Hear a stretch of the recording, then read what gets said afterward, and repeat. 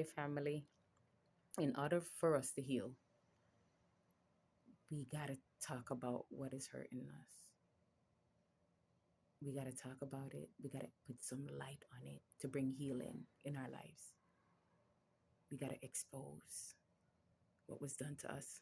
We got to be truthful. The more light we shed on a situation, the more healing it brings. And the more we free ourselves and free others.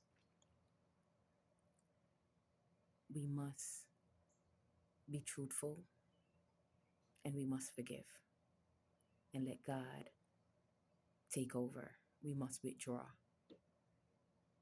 and let God do what God needs to do in this season. Thank you so much.